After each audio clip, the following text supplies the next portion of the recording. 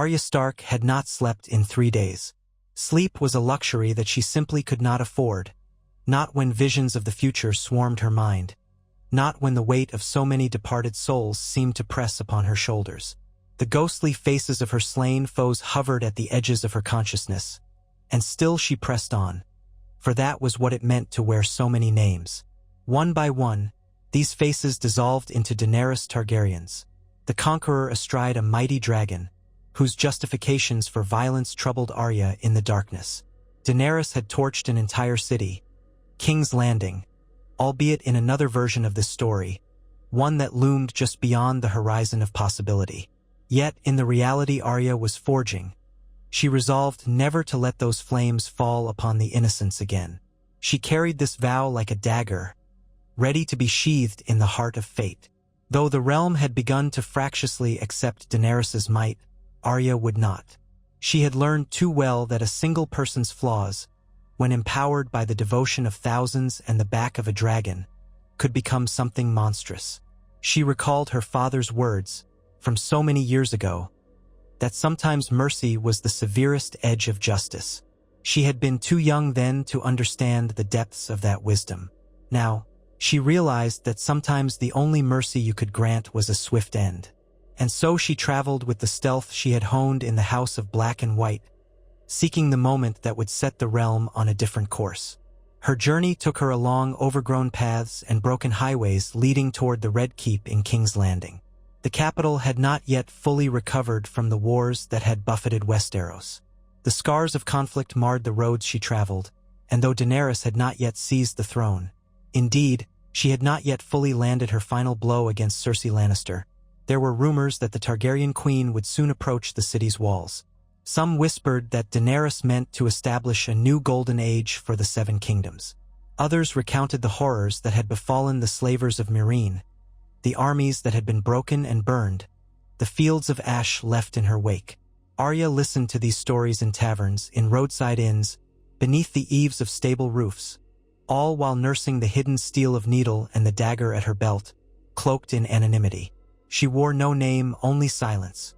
She let them talk, gleaning every scrap of rumor, every movement of Daenerys's forces. Drogon's shadow had been sighted across the Blackwater, they said. Daenerys's Unsullied had landed on the outskirts of the Crownlands. In some villages, the peasants had prostrated themselves, grateful to be liberated from their previous lord's taxes and cruelty. Yet in others, fear was tangible, for the Targaryen's fury was said to be unstoppable. This slow approach to King's Landing felt like the calm before a storm. Arya knew storms, though. Storms had battered her across the seas to Braavos. Storms had tried to crush her spirit when she lost her family and wandered alone. But she had risen, survived, learned to walk in the world like a ghost. Now she moved, intangible as a breath of wind, determined to change the course of history. She kept her hood low and her eyes peeled in the fleeting intervals of rest she allowed herself. In an inn near a place called the Rusted Mill, she overheard a Dothraki scout bragging about how the Dragon Queen would come for the throne any day now. Daenerys was impatient, the man said. Her rightful crown called to her from inside the Red Keep. All they awaited was the right moment to strike a final blow against Cersei's Golden Company. The Dothraki boasted that neither men of the Crownlands nor soldiers from across the narrow sea could stand against a Khalasar fighting under the Queen of Dragons. As Arya listened, she sipped watered wine that tasted of nothing but bitterness. She pretended to be just another traveler scrounging up the coin to reach somewhere else. But inside, her heart pounded with resolute purpose. She slipped out of the inn before dawn, making sure to leave no trace of her presence. In time, she came upon the Targaryen camp, where Daenerys's mighty host had pitched their tents in a broad, windswept plain. It was a temporary halt, perhaps the final staging ground before the grand assault on King's Landing. The Unsullied formed ranks with a discipline that was almost inhuman. The Dothraki roamed, restless and savage, exulting in the promise of battle. Ships had landed at nearby shores, carrying the last of the Queen's supplies and reinforcements. Night after night, torches lit the horizon with a glow as though 1,000 souls danced in the gloom. Arya crept as close as she dared, always at the perimeter of Daenerys's war machine. She hid behind crumbling stone walls when patrols passed, her breath so shallow that it stirred no dust. There were moments when she heard the hiss of leather and the clink of armor so close that her pulse hammered, but her training kept her calm. She had once been invisible in the labyrinths of bravos and the columns of the House of Black and White. Compared to that hallowed hall, a field of tense and half-awake sentries posed little challenge. Each evening, she tested her infiltration, inching closer to the Queen's main encampment. Her aim was to find Daenerys's movements, her daily patterns, how protected she was by day and by night. On one such moonlit reconnaissance, Arya saw Drogon. His silhouette was a black mountain against the night sky. He lay coiled around a broad swath of ground, a slumbering monstrosity who occasionally stirred, exhaling plumes of smoke. Moonlight caught the ridges of his scales and the barbed tip of his tail. The flicker in Arya's chest was not only fear but a certain awe. She never forgot that dragons were magic made flesh. An echo of old Valyria, a living testament to the will of House Targaryen to bend the world beneath them. That raw power was precisely why she had no illusions about her task. Her father had once taught her that when you must do something difficult, do it right, do it swiftly, and do not hesitate. Now, she wondered if he had ever envisioned her going up against a living dragon and the might of a would-be queen. She thought back to the day she made a vow to kill the Night King, how she had rushed through the gloom of Winterfell's godwood with a single dagger. She had not faltered then. She would not falter now. Still, the magnitude of what she planned weighed on her spirit. Killing a woman admired by so many, a liberator in the eyes of those she freed. But Arya had seen the other side of that coin. Power could corrupt even the well-intentioned. And if the choice was between allowing more innocents to be scorched by dragon flame or doing this in the dark with a single strike that might prevent another tragedy, she swallowed. This was the path she chose. She kept vigil on a hillside far from the Queen's encampment, sleeping in short bursts beneath the spindly arms of an oak. She fashioned small snares to catch rabbits and other game, living off lean meat. Whenever she sank her teeth into the tough flesh, all she could taste was the dread that shadowed her heart. But she had promised herself not to become what she hunted, not to let the mission devour her last shreds of humanity. That was a lesson the Waif had tried to teach her, that to truly be no one, you must let go of yourself. Arya had refused. She was still Arya Stark.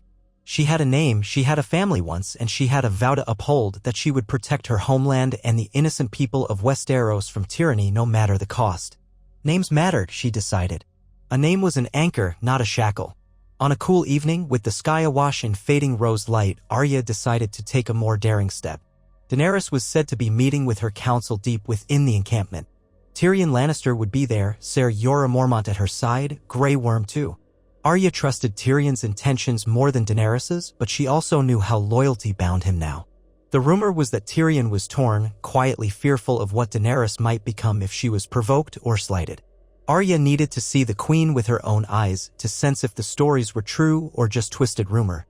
She took a face from a bag she kept hidden beneath her cloak. It was a face she had acquired in Bravos, a woman's face, older, lined with the marks of hardship but forgettable in its plainness. In the shifting gloom, Arya pressed it to her own skin and felt the dull ache and tingle that always accompanied the transformation. Her limbs readjusted subtly, her posture stooped. She wore baggy clothes that hung from her smaller frame. At a glance, no one would give her a second thought. That was how she wanted it. She mingled carefully at the fringes of the camp, walking with a limp and muttering greetings to Dothraki warriors, to unsullied soldiers who merely regarded her as a harmless old crone. She carried a small, battered sack as if she were a camp follower, perhaps one collecting scraps to eat. When asked by a curious soldier what she was doing, she pointed to a stack of plates near a cooking area and mumbled something about washing up. She offered a watery grin that revealed crooked teeth. They let her pass without question. As the evening deepened and torches were lit, Arya wove closer to the grand pavilion where the Queen's council was said to gather. She could see the proud banners of the Targaryen sigil, the three-headed dragon, black on red. Her eyes lingered on those serpentine heads dancing on the cloth, half illuminated by the flickering flames of braziers. Soldiers guarded the entrance, unsullied, their faces unreadable beneath polished helmets, spears gleaming. She dared not approach from the front, so she circled around the back, slipping between tents, stepping softly over guy lines, ignoring the scurry of mice that fled her path. Behind the pavilion, a wide, low-slung cloth served as an entryway of sorts, probably used by servants who came to bring food or drink. She halted, listening. She heard voices within, muffled by the canvas. She recognized Tyrion's crisp, somewhat anxious tones, and then Daenerys' voice, firm, laced with quiet authority and the faintest strain of tension. It was startling how young Daenerys sounded, still in her 20s, a woman who had seen more war and brutality than some men twice her age, yet possessing a kind of trembling hope beneath it all. Arya lowered herself to her knees, pressing an ear to the cloth. She made certain no guard was close before she listened. The words were difficult to parse, but she caught fragments. Tyrion was counseling caution. He spoke of the potential destruction of King's Landing if they attacked head-on. He mentioned how the city might revolt against Cersei from within if they gave them a chance.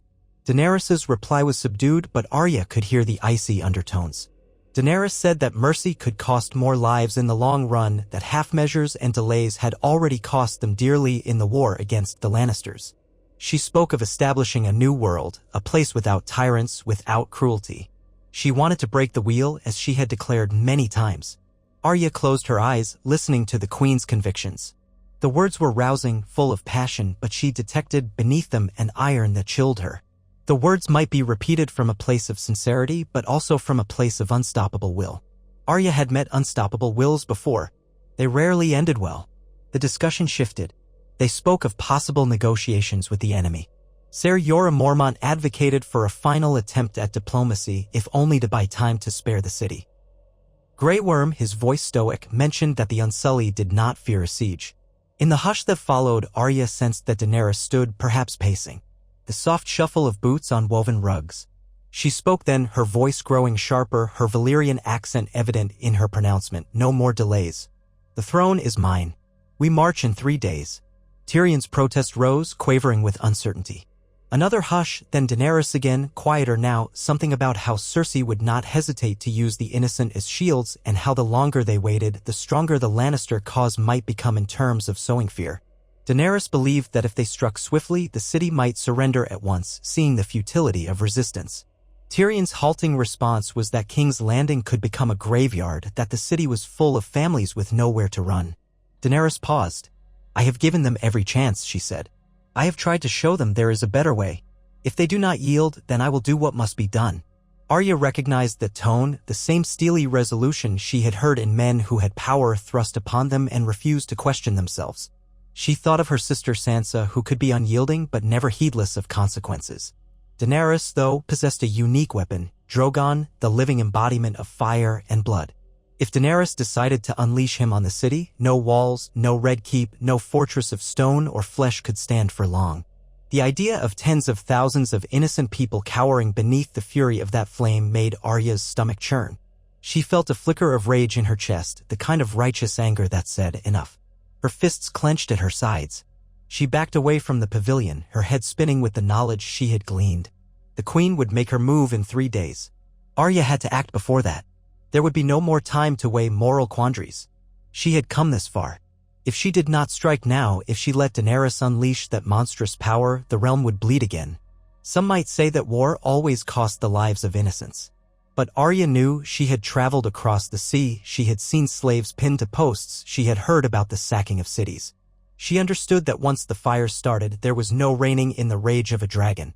As she vanished back into the darkness of the camp's perimeter, she mulled over how best to accomplish her grim purpose. She had faced death many times. She had conquered her own fear.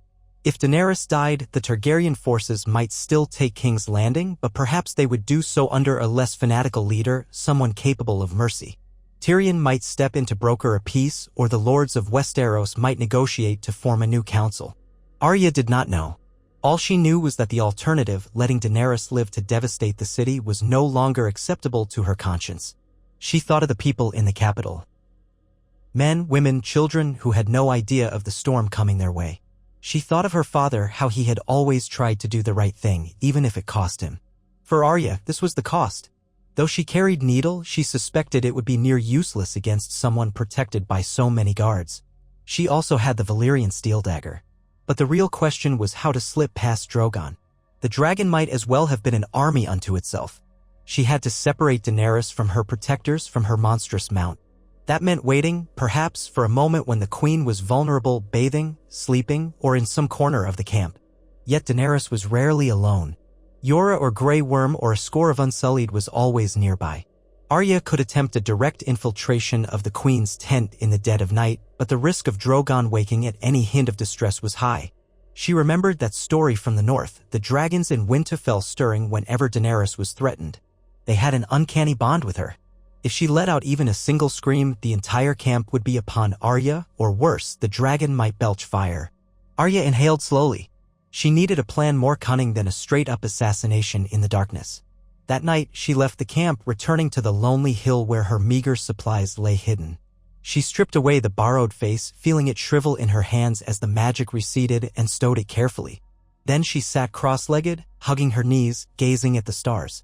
The Great Bear, the Ice Dragon, and all the familiar constellations glimmered overhead. She felt small, as she always did, but determined. Her mind sifted through possible ruses, angles, illusions. The House of Black and White had taught her more than killing. It had taught her how to become anything the situation required. A kindly old servant, a shy washerwoman, a battered sellsword, whatever face or persona was needed, she could wear it. But no single disguise would grant her immediate access to the heart of the Targaryen circle. She needed cunning. A memory surfaced, how Walder Frey had never suspected the young serving girl with a quiet demeanor. Arya had used that oversight to exact her vengeance on House Frey. Daenerys was not Walder Frey, though. She was young, sharper, more suspicious. And her counselors would be on high alert, especially on the eve of a major offensive. Arya considered forging a letter from an ally or tricking the queen into a private meeting, but those methods seemed unlikely to work. Daenerys had an inner circle that screened everything. But there was one sure route to Daenerys' side: devotion. The Targaryen queen believed herself a liberator of the downtrodden. If someone she believed oppressed or enslaved came to her, pledging loyalty or seeking justice, Daenerys' compassion might override her caution, at least enough for a private audience. Arya had heard stories of how Daenerys had once freed thousands of slaves in Essos, listened to their pleas, offered them a chance at a new life. She wanted to be seen as a just ruler. That was her weakness, her desire to be the breaker of chains. Arya had a face in her collection that might serve. She reached into her leather pouch. One face in particular, that of a freed slave she had encountered in Bravos. Short hair, sad eyes, a scar across her cheek, came to mind. The woman had died from illness, alone and unnoticed. Before giving the body to the silent priests, Arya had taken her face for the many-faced god. Now she thought she might give that face new purpose. Carefully, under the moon's cold watch, Arya pressed the face to her own. There was a sharp sense of displacement as her bones and flesh seemed to shift, her limbs twisting into a new shape. She practiced the voice for a moment, letting her throat form a rasp. She recalled the meager, low Valyrian the woman had spoken. Arya had not been fluent, but she knew enough to stammer out entreaties. Yet forging a scenario in which Daenerys would see her face-to-face was still tricky.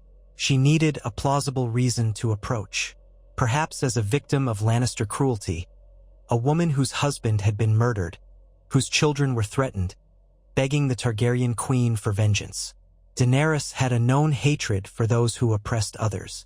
If Arya could present herself as someone too insignificant to pose a threat, but whose story was compelling enough to spark Daenerys' sympathy, she might be granted an audience. People had flocked to Daenerys in Essos, after all, with pleas for help, for mercy, for justice. Even in Westeros, now that Daenerys had established a foothold, folks with grievances were coming to her from the outlying villages. The next day, Arya prowled the outskirts of the camp, gathering details to lend credibility to her ruse. The Lannister army had done plenty of harm throughout the wars, so it would be easy to claim victimhood. She picked up scraps of news about a recent Lannister raid on a small hamlet NEA. Or the Rose Road. She memorized a few verifiable details, names of villagers, the way the hamlet was set ablaze, and shaped her sob story accordingly. She made sure to rough up her clothes and skin to look haggard, as if she'd traveled a great distance on foot. For 2 days, she observed who controlled access to Daenerys, which local petitioners were granted an audience, and under what circumstances. She stayed far enough to avoid suspicion, but close enough to glean the patterns. At last, on the second afternoon, she made her move. Daenerys was holding an open audience outside her pavilion, flanked by her guards. Tyrion stood to one side, arms folded. Grey Worm stood at the other, face stoic, helmet under his arm. Ser Jorah hovered near her shoulder, protective. People came forward one by one, farmers complaining about bandits, a hedge knight pledging fealty if given land, a woman weeping about her missing daughter. Daenerys listened, sometimes with a gentle expression, sometimes with impatience. She had so many burdens. Arya saw it in her eyes. And behind her, Drogon perched on a ridge, watchful, an implicit threat of devastation if the realm would not bend. When it was Arya's turn, she took a shaky step forward, adopting the manner of someone both terrified and desperate. She bowed awkwardly, speaking with a heavy accent in broken common tongue. "Beg Queen help," she said, letting her lip tremble. "Husband killed by Lannisters. Children taken, no one help us." Daenerys's gaze sharpened, but she kept her posture calm. "Who are you?" she asked, voice carrying that regal authority. "Where did you come from?" Arya offered the name she had prepared, quivering as she spoke. She said she was from the hamlet near the Rose Road that had been burned. She described how soldiers bearing the Lannister lion had dragged away her children, how they had threatened to sell them to slavers across the sea. It was a grisly tale, told in halting, broken speech. Arya made sure to mention how she had heard of Daenerys Storborn, the breaker of chains, who had freed slaves in Essos. She gazed at the ground in feigned humility, letting tears slip from her eyes, which was surprisingly easy given the weight of what she intended to do. Watching Daenerys's expression, Arya saw sympathy spark in those violet eyes, followed quickly by that same underlying tension. "Your children," the queen said, "have you any news of where they were taken?" Arya shook her head, tears dripping. "Only rumor, my queen. Taken to ships.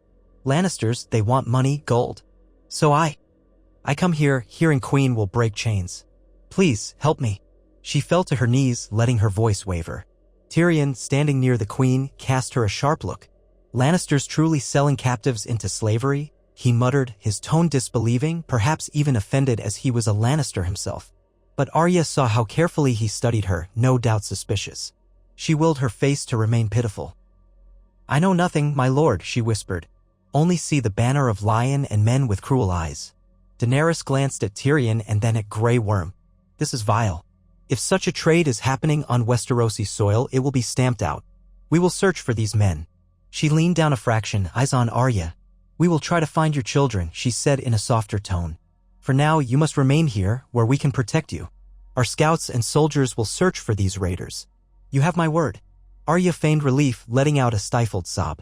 "Thank you, my queen, bless you." She reached forward as if to grasp Daenerys's hand, but the guards stepped in. Arya quickly bowed her head, retreating. She had accomplished her immediate goal, to gain the queen's notice. She only hoped that Daenerys would summon her later for more details. She slunk back into the crowd of petitioners as Daenerys continued receiving them. By nightfall, Arya had not been summoned. She waited in the refugees' quarter of the camp, an area full of displaced common folk who had come seeking help from the Dragon Queen. Campfires dotted the gloom, and the smell of stew and sweat hung heavy in the air. Arya took a seat on the ground, hugging her knees, staying in character. A child offered her a tin cup of watery broth. She nodded in thanks, though she did not drink much. She had to remain alert.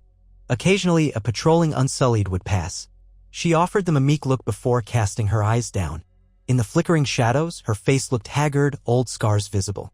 If one gazed too long, perhaps they would notice something strange in her features, but no one did. The lost and the destitute had become invisible long before Arya wore such a mask. Hours later, just as she considered retreating to her hideout, a guard approached, an Unsullied holding a torch. "The queen summons," he said, his voice emotionless. "Follow." Arya scrambled to her feet, pretending to tremble with excitement and fear. She followed the guard through winding rows of tents, the night sky moonless above. At last, they reached a smaller but well-guarded tent near Daenerys's main pavilion. It might have been a private place where the queen could rest or speak away from prying ears. The guard lifted the flap, gesturing for Arya to enter. Inside, Daenerys was seated at a low table, looking over a map of the Crownlands. Tyrion stood behind her, brow furrowed. Grey Worm and Ser Jorah hovered nearby. Lamps cast a soft golden light, reflecting off the queen's silver-gold hair. She looked weary but resolute. Her attire was simpler now, a dark cloak lined with fur, which told Arya the night's chill had grown stronger. Jorah's gaze flicked over Arya, but he did not speak. Daenerys looked up. "Sit," she commanded softly, indicating a cushion on the other side of the table. Arya did so, bowing her head. The queen's eyes were unwavering. "Tell me again from the beginning. Everything that happened in your village. If we are to find your children, I need every detail." Arya inhaled, letting herself slip deeper into the role of a frightened mother. She spoke in a tear-laced voice, describing how men bearing the Lannister banner arrived at night, demanded tribute, and when none was given, they set fire to homes, killed men who resisted, and took the children. She embellished the story, adding bits of heartbreak she had gleaned from real tragedies. She recalled the horror she had seen at Harrenhal under Lannister occupation. It gave her words the ring of truth. Daenerys listened intently, and Arya could see Tyrion's mouth tightening with each passing word. Grey Worm stood, expression unreadable. Ser Jorah's jaw clenched in outrage. The story ended with Arya recounting how she hid in a cellar until daybreak, then fled, wandering for weeks, hearing rumors that Daenerys was in the Crownlands. That was how she found her way here? Daenerys finally exhaled, looking disturbed.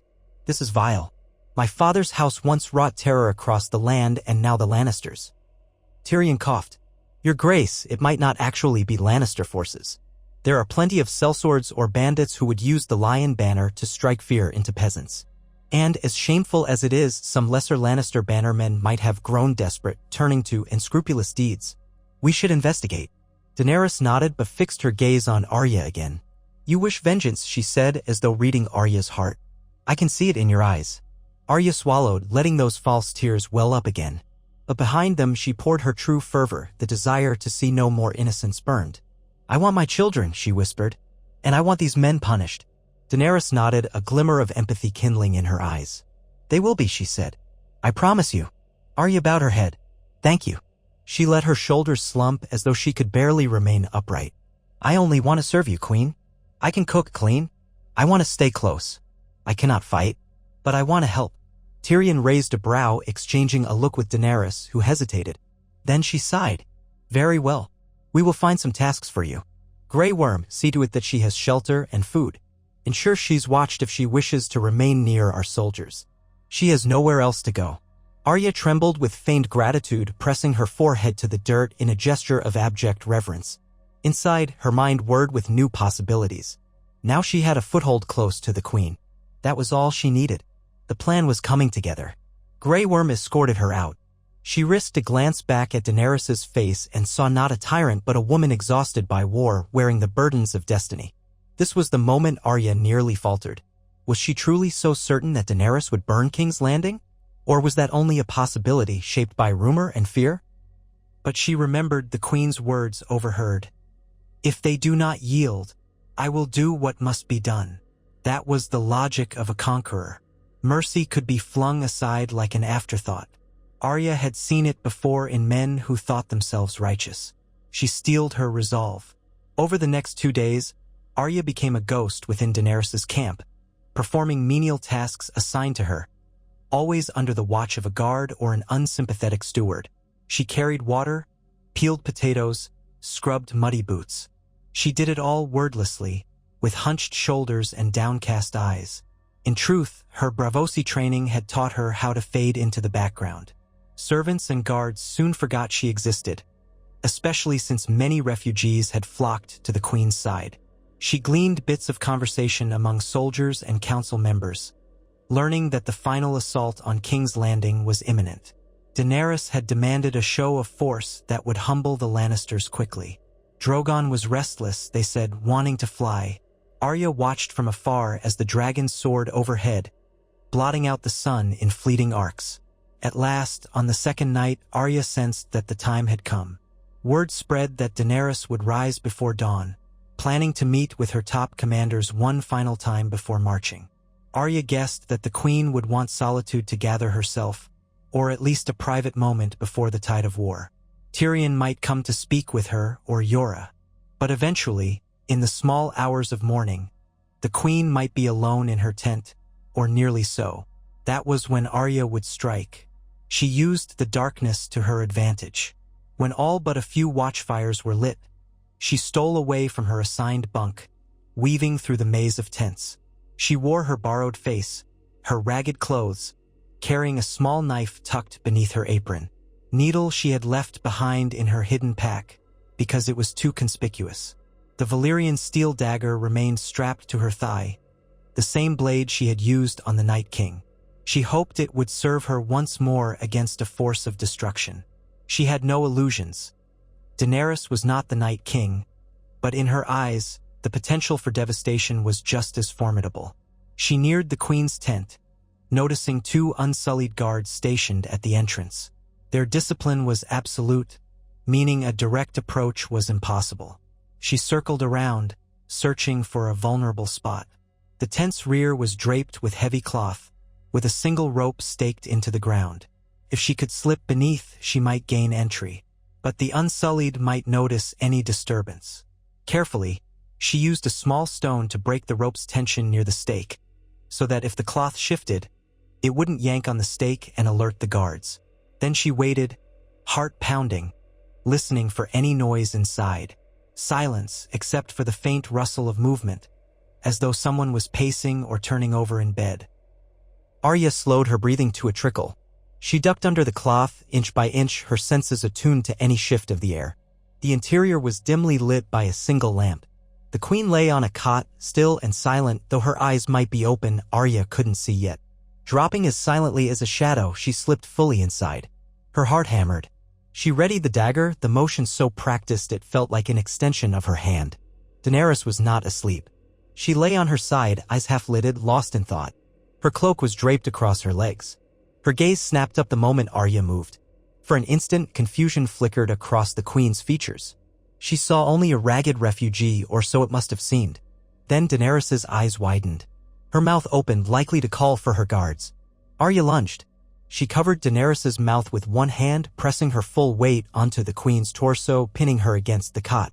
The Valyrian steel dagger came up, aimed at Daenerys's throat. But Daenerys, though taken by surprise, was not weak. She twisted, grappling with Arya's arm, nearly throwing her off. A startled cry, muffled by Arya's hand, escaped her. The Queen struggled, her nails raking at Arya's skin. Arya pressed her advantage, hooking her leg over Daenerys's and pinned the Queen's shoulder. Daenerys tried to kick, but the cramped space made it difficult. She glared up at Arya, shock and fury contorting her features, and Arya felt the Queen's breath ragged beneath her palm. A wave of pity and an odd sense of sorrow swept over Arya. She knew that Daenerys had once been a frightened girl herself. She had freed thousands from bondage. She had wanted to do good, but power had a way of twisting even the brightest intentions. Arya forced herself to remember the threat of dragonfire over an entire city. She forced herself to remember the last words she overheard, no mercy for those who did not yield. Arya set her jaw. She forced her voice to remain low even as her heart thundered. "I'm sorry," she whispered, "but I can't let you burn the city." Daenerys's eyes flared with terror and confusion, and she tried to speak against Arya's hand. Her voice was a strangled plea or perhaps a final condemnation. Arya would never know. The Queen's right hand fumbled for something under the blankets, maybe a hidden dagger or a small weapon. But Arya was faster. She thrust her Valyrian steel blade into Daenerys's chest, under the collarbone, angled toward the heart. A sharp intake of breath, Daenerys's body stiffening beneath Arya. The Queen's eyes bulged as she gasped, breath rattling in her throat. Arya twisted the knife, tears burning in her own eyes, a silent apology echoing in her soul. Blood stained the sheets. Daenerys convulsed once, her expression turning from anger and terror to a sudden, startling sorrow. Her hand gripped Arya's wrist with surprising strength, nails digging in as though trying to hold onto life or convey some final protest. Then her grip slackened. Her eyes began to dim, drifting upward, pupils fixed on something beyond mortal sight. Arya held her breath, feeling the rapid pound of the Queen's heart slowing, and then silence. Daenerys Stormborn, mother of dragons, breaker of chains, was dead. A quiet horror settled over Arya. She felt the warmth of the blood on her hand, and the final trembling of life passing from Daenerys's body. She had done it. She had killed the woman many believed would save the realm. Or perhaps she had saved the realm from the Queen's wrath. She did not know. She had only acted in the name of the innocents she believed would die if Daenerys lived. She exhaled, trembling, and lowered Daenerys's body gently onto the cot. There was no time to weep, no time to reflect. The Queen's muffled cry might have already alerted the guards. Arya slipped the dagger free, wiping it on the bedding, and hastily pulled away from the cot. She rose, scanning the tent. She needed an escape. Her eyes flicked to a trunk near the corner. Daenerys' clothing, perhaps. She also noticed a small wooden chest, likely containing personal effects. She considered how to vanish without a trace. But a violent roar outside shattered her thoughts. Drogon. The dragon. Arya's blood chilled as she realized the beast must have sensed its queen's distress, or perhaps smelled the death in the air. Another roar, closer this time, shook the tent. The Unsullied outside shouted in alarm. Arya heard frantic footfalls, curses in Valyrian. She lunged for the back of the tent, yanking the flap open. Outside, the night was chaotic. Drogon swept overhead, a black shape silhouetted against the flicker of torches. Soldiers were running, shouting to one another. The camp was in upheaval. She heard someone yell in the common tongue, "The Queen! The Queen!" Another roar rent the sky, more furious than the first. Arya's heart hammered. She had to run. She darted between tents, staying low. An unsullied soldier almost collided with her, but in the confusion, he assumed she was just another terrified refugee. She kept her head down, forging a path through the swirling chaos. The ground shook as Drogon landed somewhere nearby with a mighty thud. Screeching. Flames erupted, setting a section of tents ablaze. Arya's stomach lurched at the sight. Men screamed as they scrambled to douse the fire. The dragon prowled, searching, wings half unfurled. Arya could feel the raw fury emanating from the creature, as though it knew it had lost its bond, as though it sensed the queen's life extinguished. The entire camp might become a pyre now. Arya gritted her teeth, cursing her inability to foresee the dragon's reaction. She pressed on, weaving through panicked soldiers. She nearly stumbled over the body of an unsullied guard. Others were shouting in Valyrian, forming ranks, though they had no idea what enemy they faced. Some might suspect sabotage from Cersei's minions or infiltration by a spy. In truth, that was not far from the reality. Arya was indeed an assassin in their midst. She forced herself to focus on one goal: escape. She knew the land well enough to find a route out of the camp, perhaps a break in the perimeter. The unsaid question loomed: would Drogon let her go? A sudden jet of fire lit the sky just to her left. The heat singed her hair, and she shielded her face. Tents caught like tinder, flaring bright. She heard shrieks as men scattered. The dragon roared again, a grieving, enraged bellow. Arya dove behind a row of barrels, heart thudding so fiercely that she thought her chest might burst. The next moment, a heavy crash shook the ground as Drogon landed mere yards away. The beast's enormous head swept back and forth as if searching for the one who had stolen its mother's life. Arya pressed herself against the barrels, trying to make herself as small as possible, adrenaline pounding in her veins. Then, in the glow of the raging fires, she caught a glimpse of Drogon's face. The beast's eyes blazed red with fury. Smoke curled from its nostrils. It was panting, wings beating a restless pattern as if it might take flight again at any second. Soldiers stood in a half-circle, unsure whether to approach or flee. Some called out to it, but the dragon paid no heed. It snapped at anyone who came too close. For a dreadful instant, Arya wondered if dragons could smell a killer if it knew she was near. She clutched the dagger at her thigh, though she knew that if Drogon decided to incinerate her, no dagger would protect her. She had to move. Staying here would be a death sentence. She waited until the dragon's gaze swept away from her hiding place, then she slithered along the ground, using the cover of thick smoke and confusion. The camp was in disarray, with men yelling for help, trying to douse the fires. Some had thrown spears at the dragon to corral it, but none dared truly attack. Arya crawled across scorched earth, her hands stinging from the hot ground. She wove her way behind an overturned cart, then slipped between smoldering tents, her lungs burning from the smoke. Her transformation was still intact, the face of the refugee. Perhaps that gave her a sliver of camouflage amid the chaos. She gasped for breath, skin slick with sweat. At last, she reached the far edge of the camp where a row of supply wagons stood. She heard horses whinnying in terror, men shouting. With so many eyes fixed on the rampaging dragon, no one noticed a single small figure darting into the darkness. She sprinted, her feet pounding, ignoring the exhaustion. She had only one thought: escape the Targaryen camp before Drogon spotted her from above. The night air was a swirl of black smoke and orange flames as she dashed away. She could still hear the dragon's roars echoing behind her, and once she glanced back to see Drogon leaping skyward, his wings beating the smoke into a frenzy. The monstrous shape soared overhead, still searching, perhaps hoping to find Daenerys alive, or the enemy that had murdered her. But Arya had vanished into the night, a silent wraith, heart-laden with the knowledge of what she had done. She ran until her lungs burned and her legs threatened to buckle. Only then did she slow, collapsing against a half-broken stone wall overlooking a gentle slope dotted with twisted trees. Beyond lay a patch of farmland neglected by the war.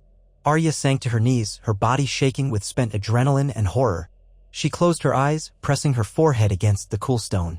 Had she truly saved the realm, or had she unleashed something worse? The queen was dead, but the queen's army and her dragon lived. What kind of vengeance would they exact upon Westeros now? She forced herself to stand, tears burning in her eyes.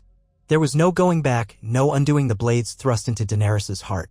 The realm's fate would unfold in the days to come, but it would do so without the living embodiment of Targaryen fire and blood at its helm. Arya took some measure of solace in that. At least Daenerys would never lay the city to waste, never sit on the Iron Throne and claim that unstoppable power. But the tragedy of it all weighed on Arya's soul.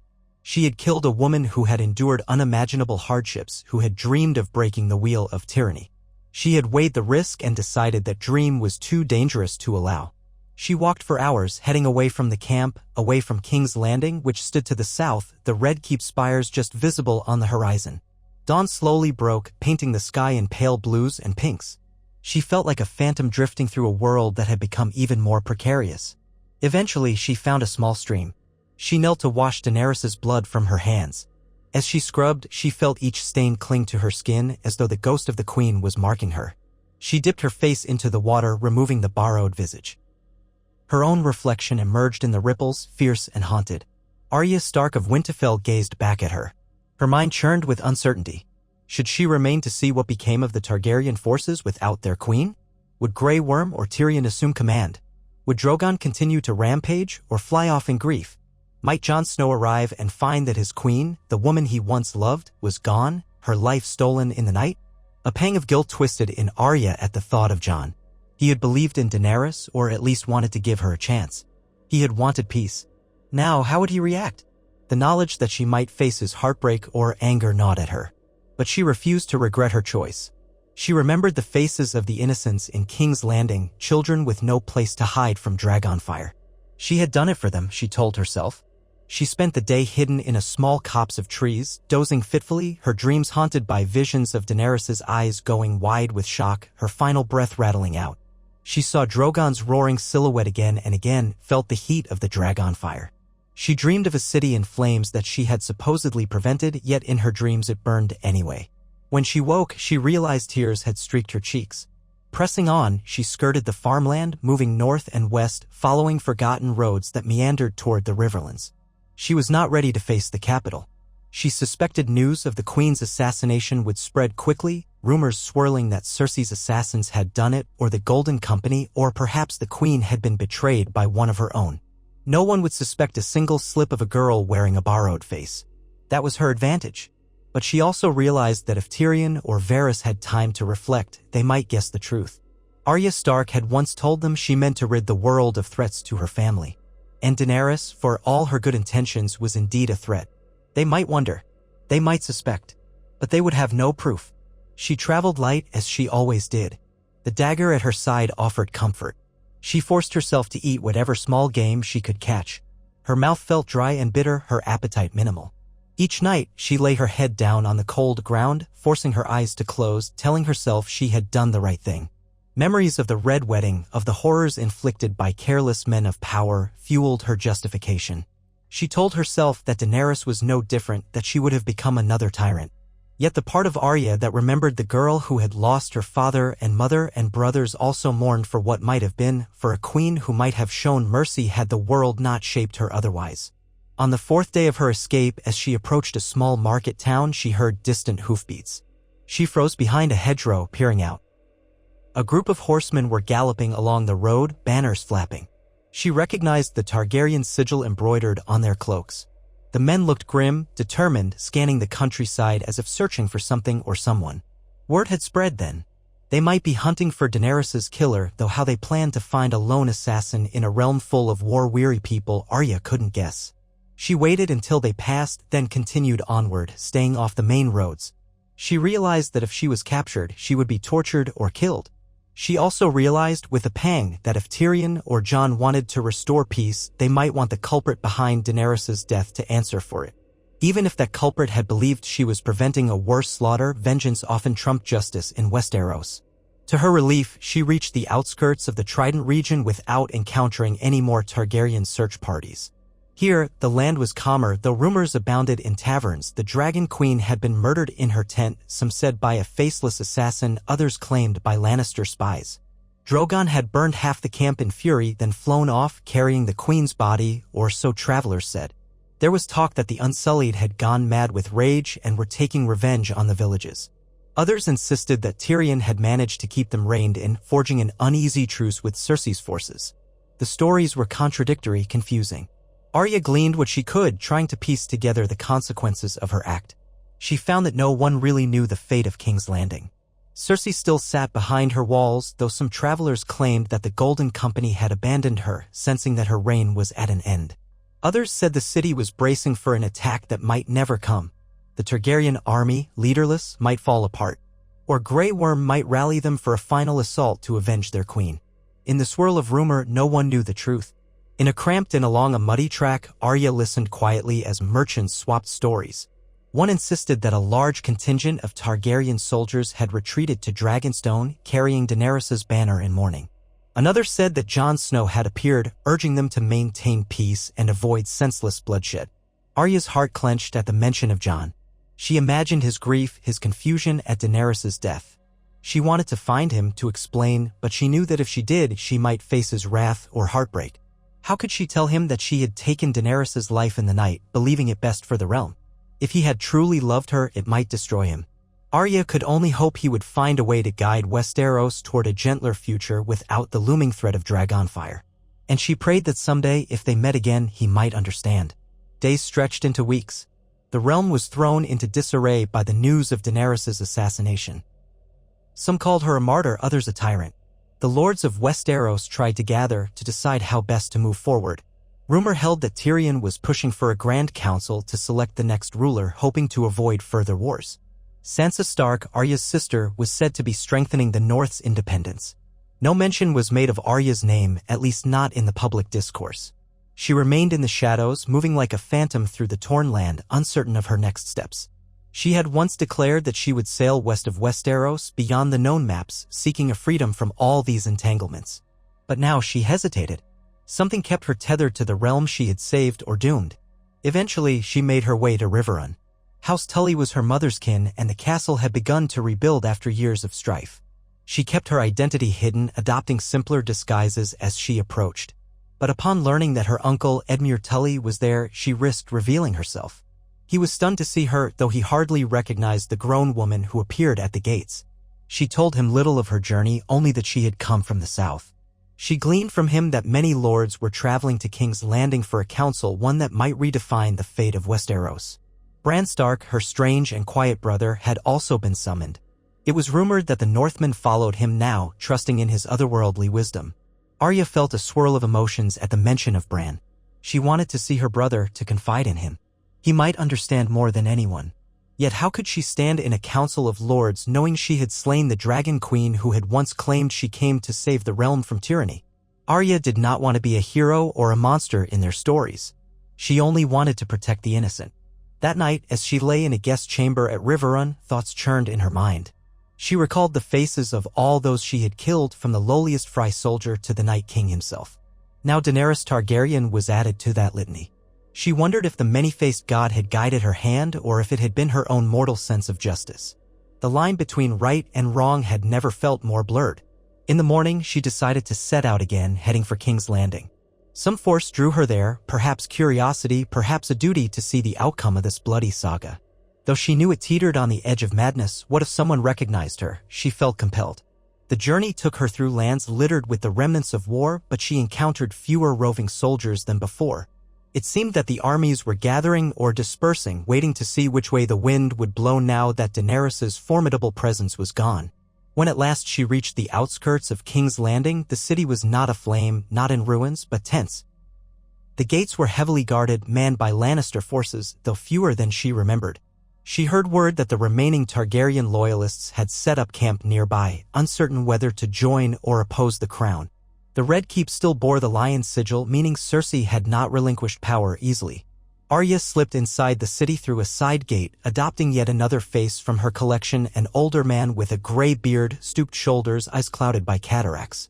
She found lodging in a filthy corner of Flea Bottom, paying a few coins for a straw pallet. The city buzzed with rumors about the coming council. Apparently, lords from across Westeros would gather in the Dragon Pit to decide the realm's future. Arya recalled standing in the Dragon Pit once before with her siblings and how uneasy it had felt. To see it used again, presumably as a place of negotiation, made her wonder if any good would come of it.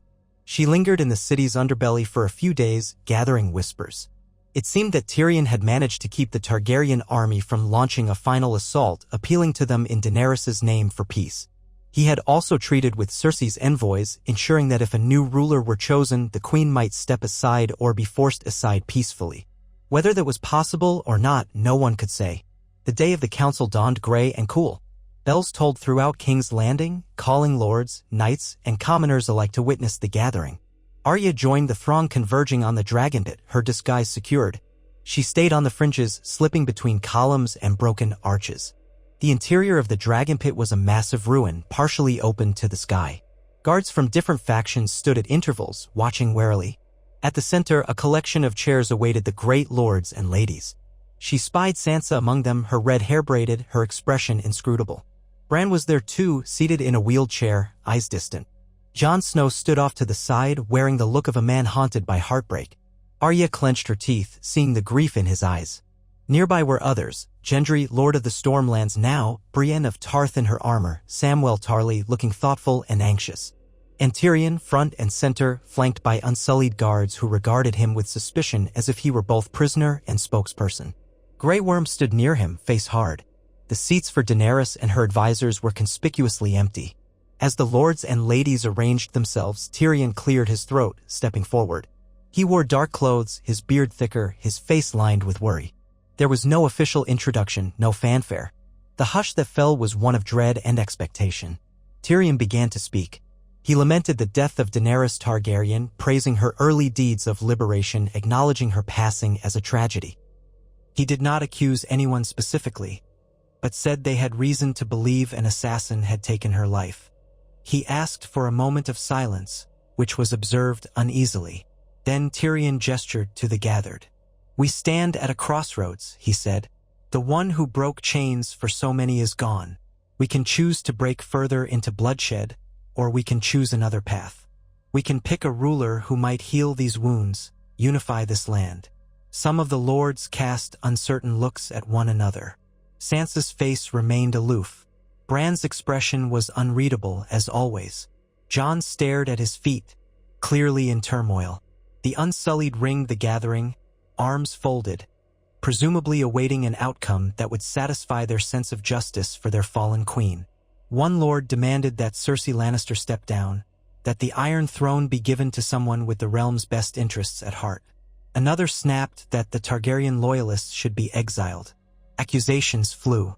Arya watched from the shadows, her heart pounding. She saw Grey Worm tense at the mention of exiling the Unsullied. She saw Jon's fists clench. Tyrion tried to restore order, raising his voice. "Enough. We can tear ourselves apart, or we can choose a ruler.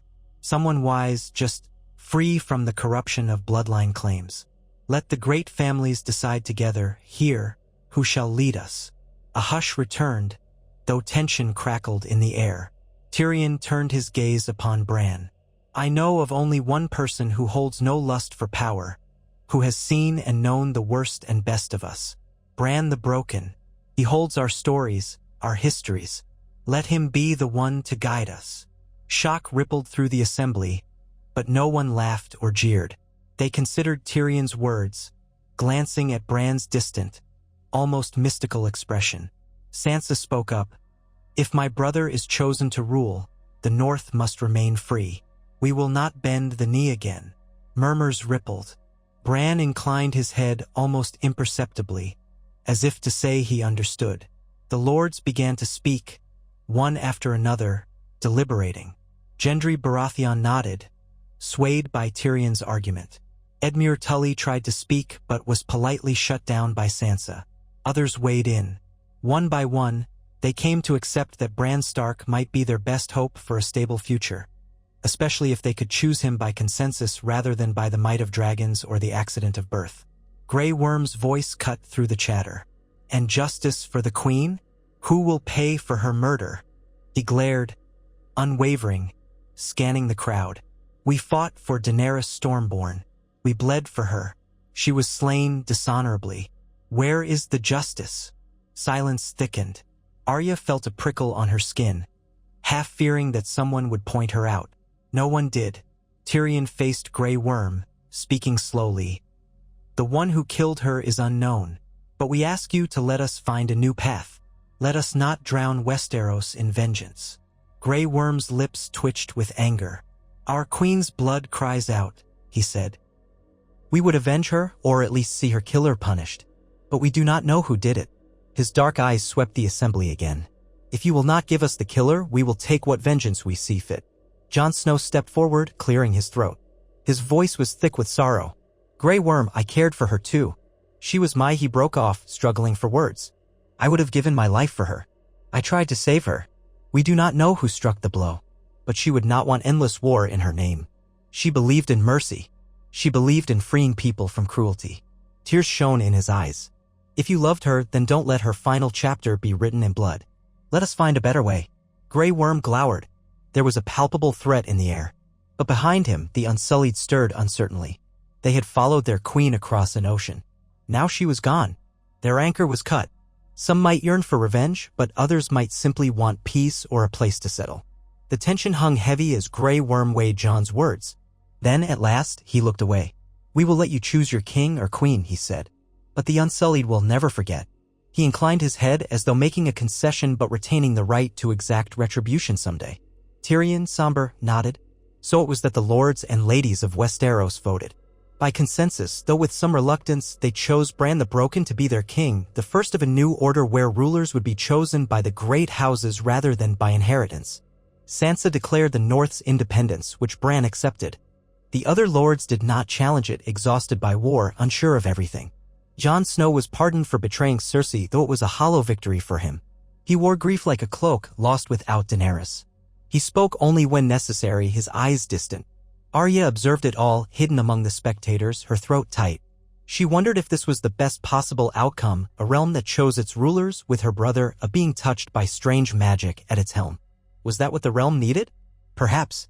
Or perhaps it was merely the best they could do in a broke world. She felt the press of guilt, remembering that Daenerys should have been here, forging a new era herself. But Arya had decided that the risk of tyranny was too great. Now, no dragon soared overhead. The world felt both safer and sadder for it. At the council's conclusion, the lords and ladies dispersed, carrying the news to all corners of Westeros. The Unsullied, leaderless except for Grey Worm, were granted ships. They chose to sail for Naath, Missandei's homeland, to protect it in her memory, far from the intrigues of Westeros. King Bran assembled his new small council, Tyrion, Brienne, Sam, Davos, and a few others to begin the daunting task of governance. Jon Snow was offered a place, but he refused, preferring to head north once more, beyond the wall, seeking some measure of peace. Sansa returned to Winterfell to reign as queen in the north. Arya lingered for a few days more, neither presenting herself nor departing. She felt unmoored, a strange hollowness inside. She had no illusions that she could remain among these halls and faces without eventually being recognized. But before she left, she found a moment to approach Jon when he was alone, near the city gate, preparing for his journey north. She wore her own face, though she kept a hood drawn tight.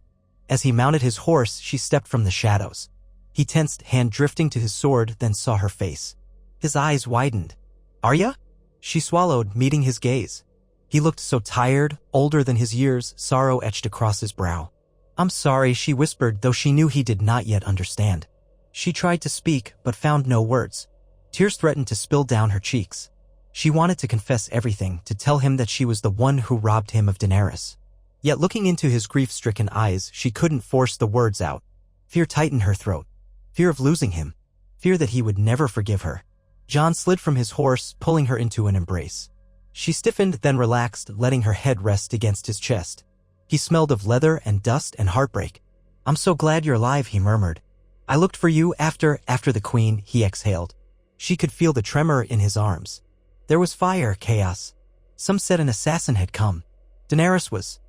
She closed her eyes, pain lancing her heart. Jon, He drew back, a gentle hand on her cheek. It's all right, he said softly. There's so much we don't understand. Tyrion thinks it might have been a hired faceless man or maybe the Golden Company. We'll never know. He swallowed, tears in his eyes. In the end, I think maybe it's best. She wanted so much. It might have destroyed everything. But she was good too. His words trailed off, tears escaping. I wish it hadn't happened this way. Arya's lips parted, but the confession caught in her throat. She saw the turmoil in her brother, the love and sorrow intertwined. What would telling him the truth accomplish now except to add another wound to sever the bond between them? She stood there, trembling, feeling the weight of that choice. At last, she merely said, I'm sorry. She did not specify for what. He nodded slowly, interpreting it as an expression of sympathy. Gently, he touched her hair. You don't need to stay here, he said. Come with me to the north. She shook her head, forcing a faint smile. I have somewhere else to go, she whispered. I want to see what's west of Westeros. I've had enough of thrones and crowns. There's a ship leaving from the west coast soon. I'll find it. The words felt half-formed, but also strangely liberating. She realized she could not remain entangled in these shifting alliances. Her role in the realm's saga had ended in blood, and the realm would now chart its own course under Bran's rule. She was not made for courts and councils. She was a wanderer, a wolf that roamed beyond the known roads. Jon nodded, though sorrow flickered in his gaze. He opened his arms and she stepped into them, letting the tears fall silently. They held each other for a long, wordless moment, forging a goodbye that carried all their shared grief and love. When they parted, Jon lifted his reins, mounting his horse again. He gave her a final, searching look. Be safe, he said quietly. She nodded, returning that earnest wish. Then he spurred his horse forward, heading for the northern road, leaving behind the city that had claimed so many lives. Arya lingered, watching his figure recede into the distance. She felt the weight of her secret tugging at her, an ache that might never fully vanish. She had killed Daenerys Targaryen to spare the realm another era of fire and blood. Whether the choice had been wise or terrible, she might never know. The realm might never know. The consequences would unfold in time. All she could do was move forward, carrying her ghosts with her. So she walked to the docks of King's Landing, ignoring the curious stares from dockworkers. She found a ship heading west, beyond the Sunset Sea, its crew an odd mix of explorers and mercenaries lured by the promise of uncharted lands. She offered her skills and what gold she had for passage. They eyed her slight frame and asked what she could do. She merely replied that she was a quick learner and that she had traveled far. Her calm confidence seemed to convince them. That evening, she boarded the vessel, stepping onto creaking planks that smelled of salt and fish. She watched as the city receded behind her, the sun dipping below the horizon. A gull cried overhead and the wind ruffled her hair. As the ship eased out of the harbor into the vast unknown, Arya gazed back at the silhouette of the Red Keep one last time. She thought of Bran, seated on a throne, if the lords insisted on forging one anew, guiding the realm with his strange knowledge. She thought of Sansa in the north, free at last to rule her people with wisdom. She thought of Jon riding into the cold lands beyond the wall, seeking the only peace he might find. And she thought of Daenerys, the silver-haired queen whose life she had ended with a single thrust of a blade. The woman who had dreamed of a new world but had strayed too close to tyranny. Arya closed her eyes, feeling the wind on her face, carrying her westward. When she opened them again, the city was just a shadow and the wide sea beckoned, full of promise and mystery. Arya breathed in the brine-laden air, letting it wash away the cloying stench of battle and power struggles. She was the Stark of Winterfell, but her journey belonged to no place now, no court or crown. She had done what she believed necessary, and the cost would live with her all her days. Perhaps that was the price of being a killer, even if she killed for what she believed was right. She did not consider herself a hero or a villain, just a girl who had once been forced to survive in a cruel world and had refused to stand by while another cruelty took shape. The ship set sail, rocking gently on the waves. Arya rested her elbows on the rail, staring west, imagining uncharted lands, strange sunsets, a horizon unbroken by war or the memory of dragons.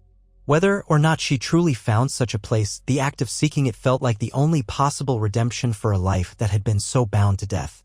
If the many-faced god demanded more from her, it would have to reach her in that distant sea, for she would never again kneel to mortal illusions of destiny. As the prow cut through the water, she whispered softly to the wind, a farewell to the realm she had left behind. She felt the salt air on her lips, tasted freedom. And though her heart remained heavy, she welcomed the open ocean as a clean slate. For all her regrets, for all her ghosts, Arya Stark was alive, and the realm would now forge a future unshackled from dragonfire. It was not a perfect ending, nothing in Westeros ever was. But it was an ending of her making, wrought by her own hand. And if somewhere across the sea, in a land beyond maps, she found a sunrise that washed away her guilt, that would be enough. Arya Stark stood at the bow of the merchant ship as it rolled over gentle swells, her hair tangling in the briny breeze. The horizon stretched before her in an unbroken line, and she felt a peculiar sense of both dread and exhilaration. She had left King's Landing behind, along with all the ghosts that hovered in its alleys and corridors. The memories, of course, had sailed with her. She wondered if she could ever truly escape the haunting image of Daenerys Targaryen's final, stricken gaze. Though the sun had just crested the horizon, the air carried a lingering chill, reminding Arya of crisp northern dawns. She breathed deeply, letting the salt air fill her lungs, and forced herself to focus on the present moment. Each day aboard the ship brought her farther from Westeros. Farther from the world she'd known, from the burdens she'd shouldered. But a quiet guilt still gnawed at her, a voice whispering that her decision to slay Daenerys might have borne its own brand of cruelty. She had no regrets about protecting innocence from dragonfire, yet part of her remained tormented by the magnitude of her act. The vessel, a trading galley called the Dawn's Lady, carried an odd assortment of passengers, most chasing rumor. They spoke of mythical isles beyond the Sunset Sea, sun-kissed lands never touched by the wars that had scarred Westeros. Some were explorers with grand ambitions of charting new coasts and naming them for themselves.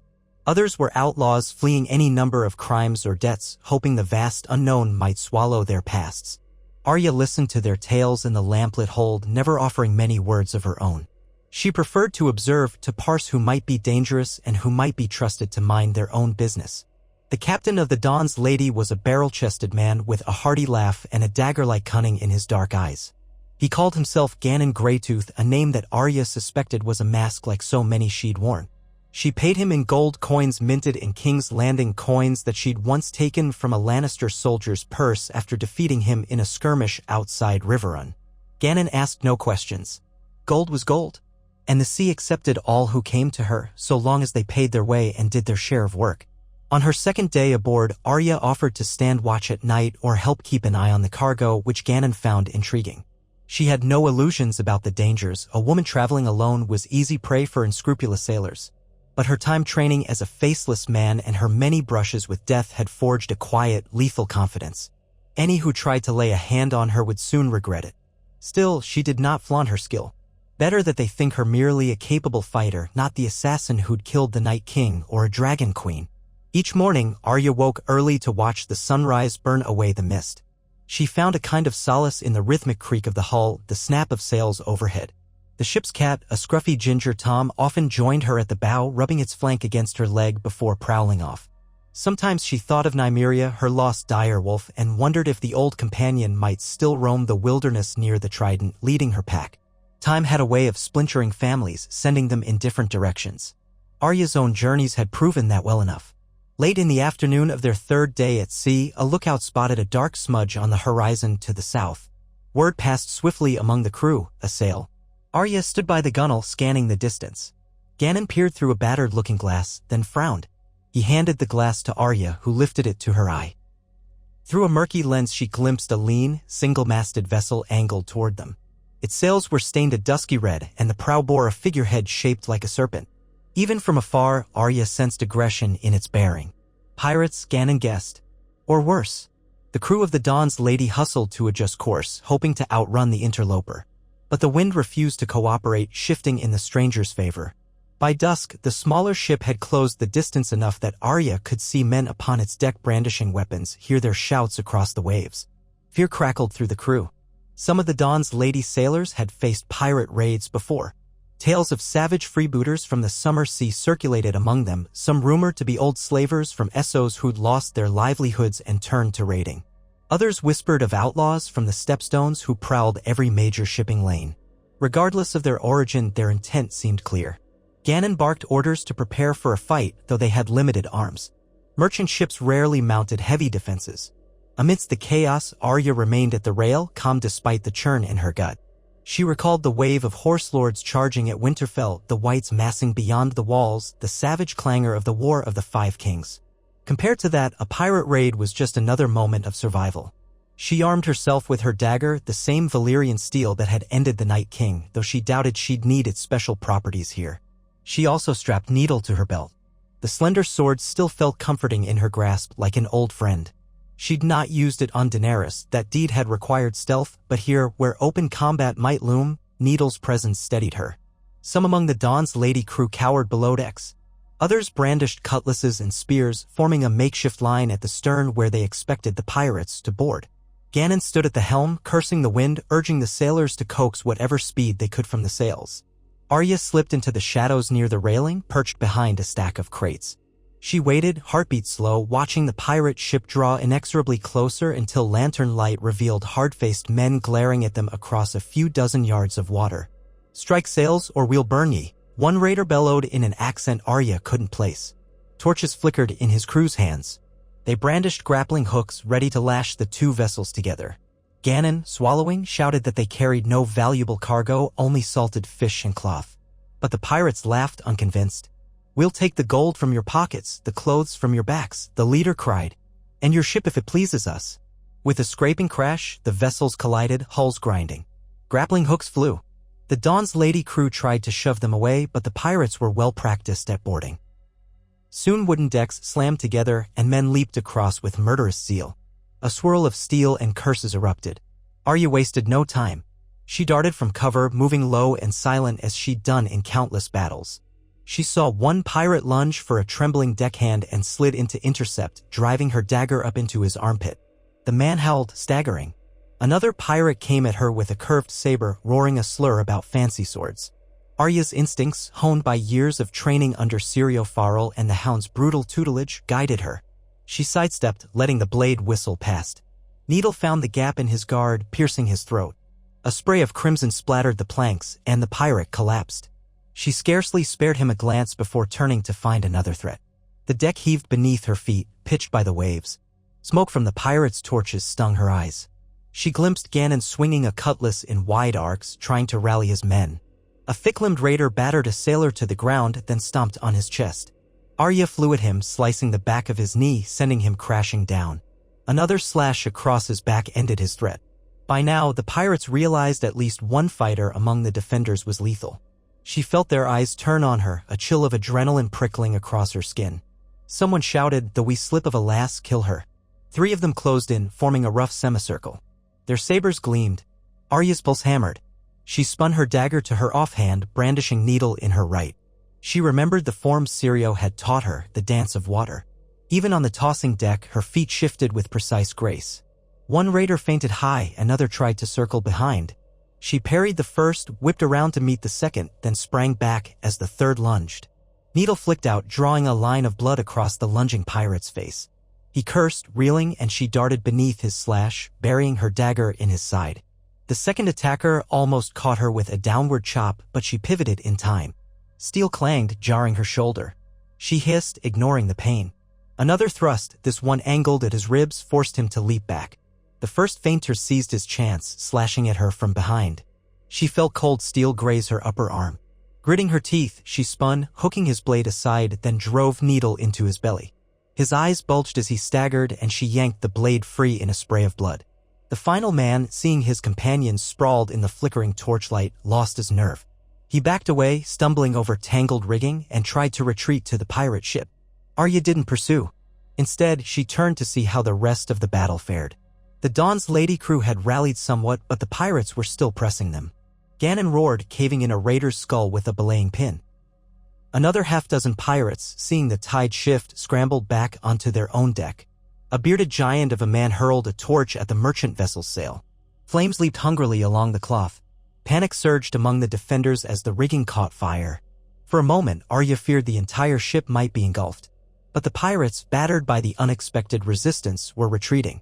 With curses in some foreign tongue, they disentangled their grappling lines, pushing off to drift away.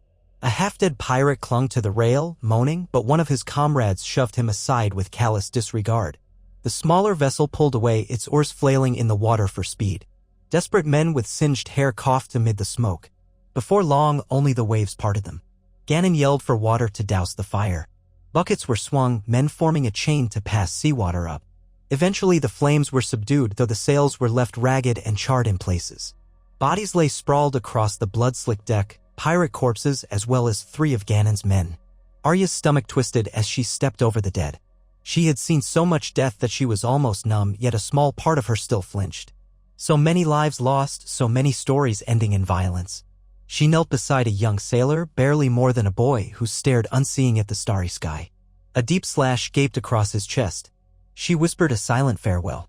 When all was done and the pirates had vanished into the black horizon, Ganon approached Arya. Blood streaked his face and arms, and he leaned on his cutlass as though it were a crutch. "You saved us," he panted, eyes wide with something like reverence. "You fight like a demon." Arya wiped needle on a scrap of cloth, refusing to meet his gaze. "I've fought in worse battles," she said simply. Ganon shook his head in disbelief. "Lost 3 men, but it might have been the whole lot of us. You've my thanks." He stared at the battered sails, the damage to the deck. "We'll limp onward, but we're behind schedule. You still want to sail west?" Arya nodded. "Yes." She retreated to a quiet corner, ignoring the stares of the crew. She cleaned her wounds with a rag dipped in salt water, pain lancing through her as she pressed it against the gash on her arm. She bound it with strips of linen, her mind drifting to the distant times when her mother or sister might have fussed over such injuries. Those days were gone.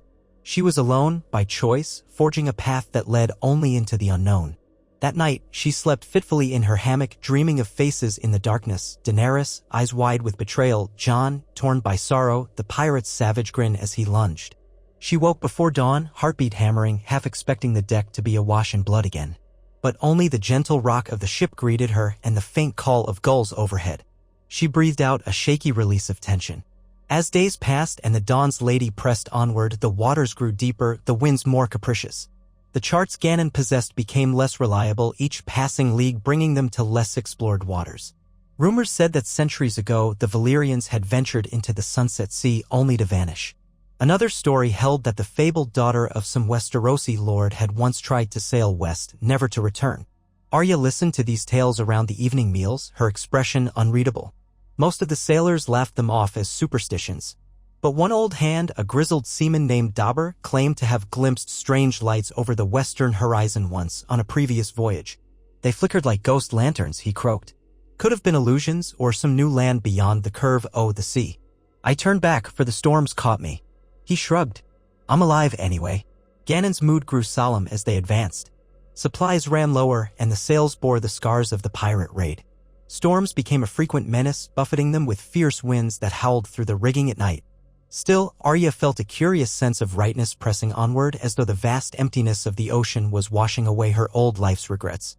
She spent her days scanning the waves for any sign of land, her nights slipping into troubled dreams. Sometimes, in her dreams, she saw the Red Keep's throne room bathed in golden light, the Iron Throne empty. She saw Sansa standing in Winterfell's courtyard, the wind teasing her auburn hair. She saw Bran in his wheeled chair, eyes distant like the eyes of a raven. She felt their pull, their presence, even across the leagues of sea that now separated them.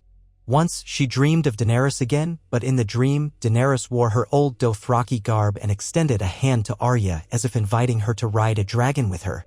When Arya reached out, the queen's form dissolved into ash, scattering on the wind. She woke with tears on her cheeks, though she brushed them away angrily. Word spread among the crew that they were nearing the fabled point of no return, where the known charts ceased entirely. Some grew mutinous. A handful confronted Ganon, demanding he alter course southward to seek more familiar trade routes.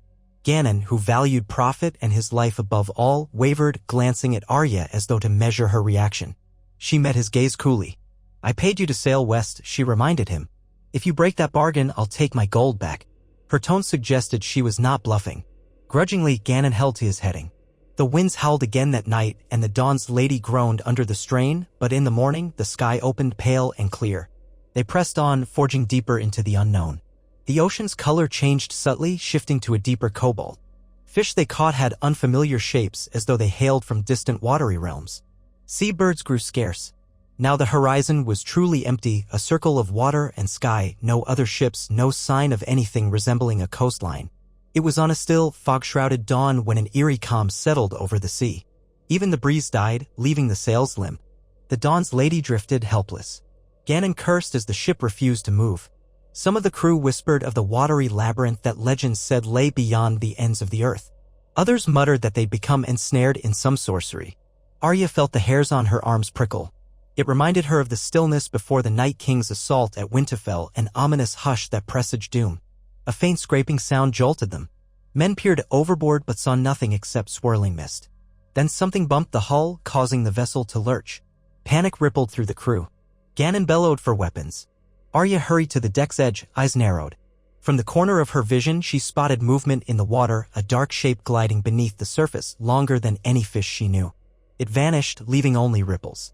Dabur made the sign of a warding gesture. "Sea serpent," he hissed. "Gods preserve us." The hull scraped again, harder this time. The ship tilted, men stumbling. Ganon roared for calm, but fear took hold. Suddenly, a massive shape broke the surface off the bow, a sinuous neck crowned with a long-jawed head, water streaming from scaled ridges. It loomed taller than the ship's mast for an instant, then crashed down with a roar that sounded more like a gurgling hiss. Spray drenched the deck. Crewmen shouted and scrambled back, brandishing spears or knives in trembling hands. Arya's pulse thundered. She had never faced such a creature. It looked like some monstrous eel crossed with a serpent, its scales mottled green and black. Its mouth gaped, revealing rows of needle-like teeth. Another hiss, then it drove forward, striking the bow. Wood splintered. The ship lurched so violently that Arya nearly lost her footing. "Harpoons, get the harpoons!" Ganon shouted, though they had none meant for such a beast. A few men raced below decks to fetch heavier spears. Others just tried to brace the battered prow. Arya dashed forward, ignoring the cold fear in her gut. She saw the creature's yellow eyes glistening in the fog, its breath steaming in the chill air. She brandished her dagger, though it felt woefully small. With a shuddering groan, the serpent's body heaved against the hull again, rocking the Dawn's lady. One of the foredeck crewmen lost his grip and toppled overboard with a strangled cry. The serpent whipped around, jaws snapping. Arya heard a sickening crunch. She felt her stomach churn, but forced herself to remain steady. She spotted an old ballista near the prow, likely used for defending against pirates. Could it still fire? She sprinted, weaving past fallen crates, and knelt behind the ballista's battered frame. It appeared rusted, but perhaps still functional. She wrenched at the winding mechanism, adrenaline surging. Another wave of the serpent's assault rattled the deck. Sails overhead flapped in the faint breeze that finally stirred. From the corner of her eye, she saw Ganon hurl a spear that glanced off the beast's scales. Another of his men tried to slash at the creature's neck, only to be knocked aside by a thrashing coil. Arya found a heavy bolt stored beside the ballista. With trembling hands, she slid it into place. She fought the winding gear, forcing it taut. The serpent's hideous visage rose again. She aimed as best she could, though the deck heaved unpredictably. Another crash, the ship nearly bucked her off. She grit her teeth, waiting for the serpent to rear. The moment it did, she tugged the release lever. The bolt streaked through the air with a hiss. A resounding thud followed as it struck home, lodging in the serpent's neck. The beast let out a shrill, otherworldly scream. It thrashed wildly, churning the water into foam. Men clung to the railings. Arya felt a spark of hope, maybe they could drive it off. She hurried to load another bolt, though her fingers felt clumsy with adrenaline. Blood gushed from the serpent's wound, dark and viscous, staining the sea. Its huge coils writhed, lashing out. The tail slammed the hull, opening a crack that spurted water. Ganon howled in alarm. If they didn't end this soon, the ship would be sunk. Arya managed to load the second bolt, aiming quickly. She fired. This time, the serpent swerved and the bolt grazed across its scaly flank, missing a killing blow. The creature's bulging eyes fixed on Arya, as if sensing the source of its agony. With horrifying speed, it lunged upward, hooking its jaws over the forward rail, splintering wood. Crewmen scattered. Arya flung herself aside as the moss snapped shut inches from her. She landed hard, the wind knocked from her lungs. Dazed, she looked up to see the serpent dragging itself partially onto the deck, trying to seize her in its jaws. She rolled away just in time, feeling the deck tilt beneath its weight. In that moment, Ganon and a few others seized spears, stabbing furiously at the serpent's exposed flank. The creature hissed, twisting. Arya scrambled to her feet, ignoring the pain in her ribs. She lunged at the ballista again, but saw the mechanism was twisted by the serpent's thrashing. She couldn't reload it. Instead, she grasped a long spear dropped by a fallen crewman. With a determined breath, she ran, leaping onto the serpent's thick body. The scales felt slimy beneath her boots. She nearly slipped, but jammed the spear tip between two scales and held fast. The serpent bellowed in rage, thrashing. Water and blood drenched Arya, but she clung on, teeth gritted. She advanced along the serpent's body, seeking a vulnerability near the bolt that still jutted from its neck. One misstep and she'd be hurled overboard, or worse, into those snapping jaws. Ganon and the others kept up a frenzy of jabs, distracting the beast somewhat. At last, Arya reached the embedded bolt. She saw it had punctured the serpent's flesh deeply. If she could widen the wound or strike deeper, perhaps she could pierce its spine. She abandoned the spear, bracing her knees against the beast's ridges, and reached for her Valyrian steel dagger.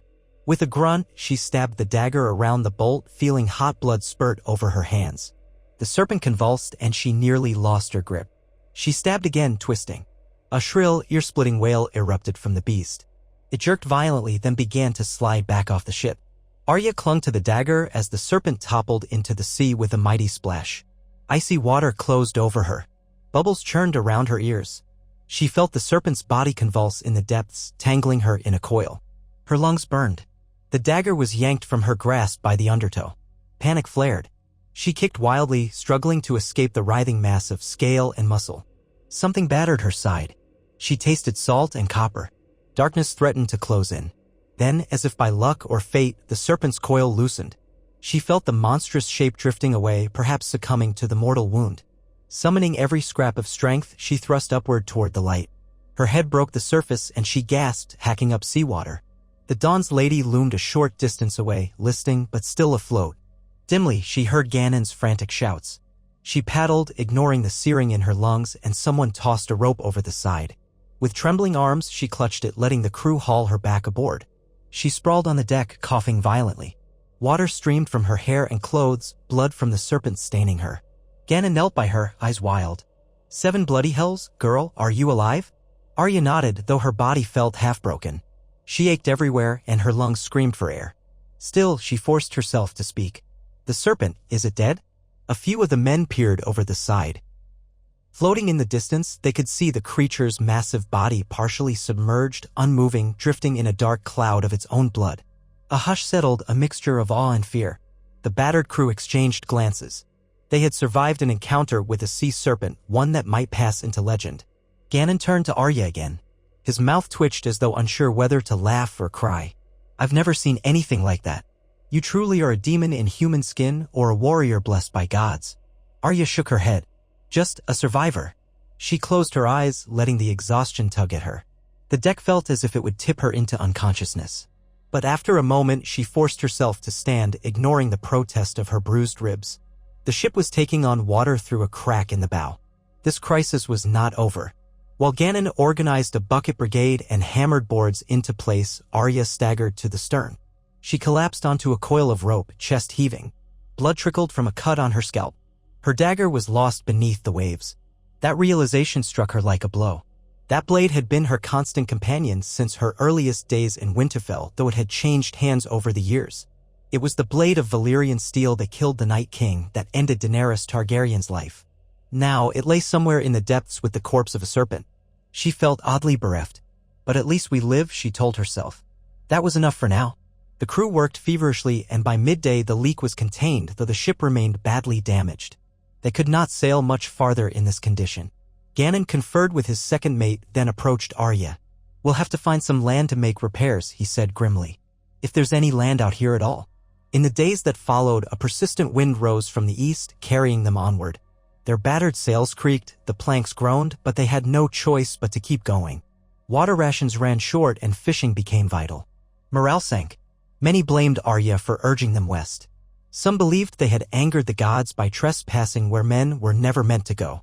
Tension simmered, with talk of tossing her overboard to break the curse. She slept lightly, hand on needle's hilt.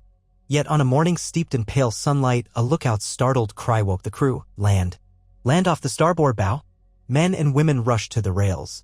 Sure enough, through the haze, a dark shape rose on the horizon, a shoreline edged with towering cliffs and patches of green.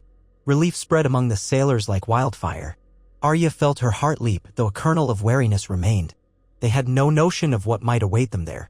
Ganon steered the battered ship toward the unknown coast, hoping for a sheltered cove or harbor.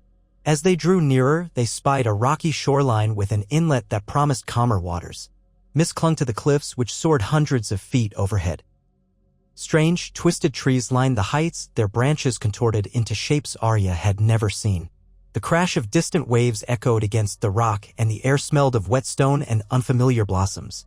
The Dawn's Lady limped into the inlet, sails fluttering. Below the towering cliffs, they found a narrow beach of pale sand strewn with driftwood. Gannon anchored as best he could, and the crew prepared a longboat to ferry them ashore. Arya joined them, ignoring the suspicious glares of a few sailors who still cursed her name. She understood their resentment but said nothing. They beached the longboat on the sand, the hull scraping softly.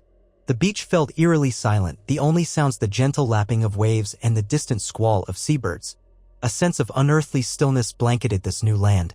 Arya gazed up at the towering cliffs, feeling small. She caught glimpses of movement among the rocks, small creatures darting away, perhaps lizards or birds. The vegetation near the sand was sparse, clusters of tough, spiny plants with fleshy leaves. Farther inland, the land rose into a plateau. "We'll find fresh water," Gannon declared, eyeing a narrow ravine that cut into the cliff, possibly leading up. "And see if there's shelter for repairs. Gods know the ship won't sail far in her current state." A group of a dozen went forward, armed with whatever weapons they had left. Arya accompanied them, needle at her side. Together, they trudged across the beach toward the ravine, boots crunching on shingle.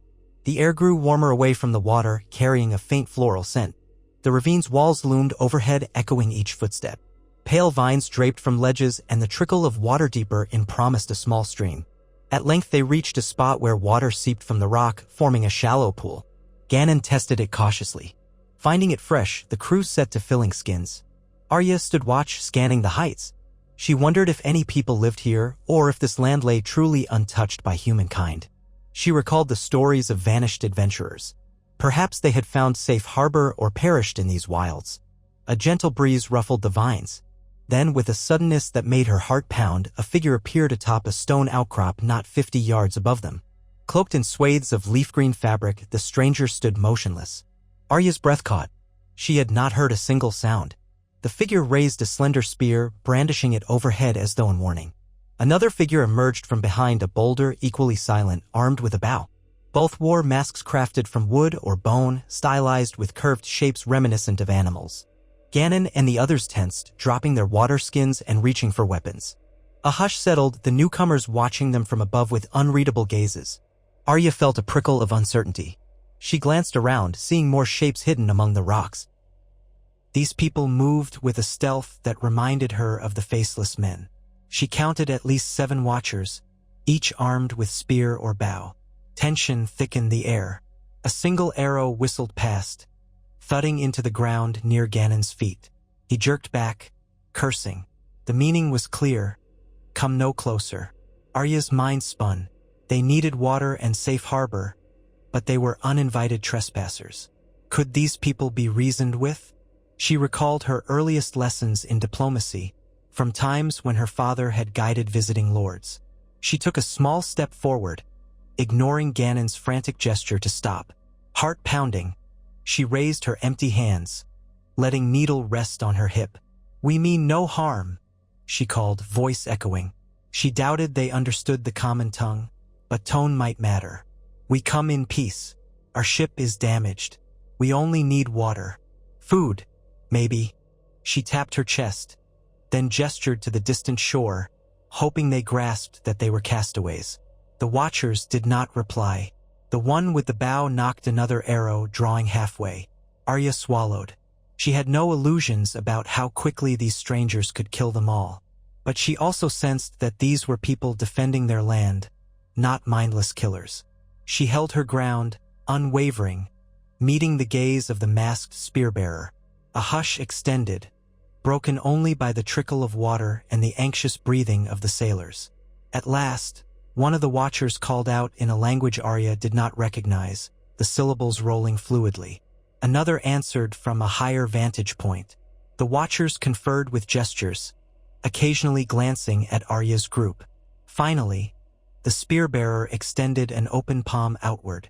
Then, with cautious steps, the watcher descended a narrow path that spiraled down the ravine's side. The others remained on overwatch, weapons ready. When the spearbearer reached level ground, they paused a stone's throw away, studying Arya and her companions. Their mask was carved to resemble a stylized cat, with pointed ears and whorls etched around the eyes. After a moment, they lifted one hand in a gesture that mirrored Arya's own palm outward, fingers splayed, an uncertain sign of neutrality. Arya exhaled softly. "We do not wish to fight," she repeated as calmly as she could. "We only want to fix our ship." She patted her chest. "Arya." She spoke her name slowly, then pointed to the stranger, an invitation for them to share theirs. The masked figure tilted their head but did not remove the mask. A soft voice spoke from behind the carved visage, offering a name Arya could not catch. She tried to repeat it awkwardly. The figure nodded once, then gestured for Arya alone to approach. Gannon cursed under his breath, worried it was a trap. But Arya, trusting her instincts, handed needle to him. She kept her empty palms visible. Step by step, she advanced. Up close, she saw that the Watcher wore woven garments dyed in green and brown, the cloth embroidered with leaf motifs. A faint perfume of some herb wafted from them. Their stature was lithe, neither tall nor short, limbs wiry with muscle. She could not discern if they were male or female beneath the mask. They regarded each other in tense silence. Then the Watcher tapped their chest, repeating a name or word. Arya did her best to mimic it. She offered a slight bow, a courtesy she'd seen in Essos. The figure held out a small pouch of something, perhaps dried leaves or herbs. Arya hesitated, then accepted it, nodding gratefully. She sniffed, catching a pleasant, earthy scent. Perhaps it was a token of goodwill. Behind them, the Watchers perched on the rocks maintained their vigil. The spearbearer spoke again, pointing first at the waterskins, then at the crew, then gestured away from the ravine, back to the beach.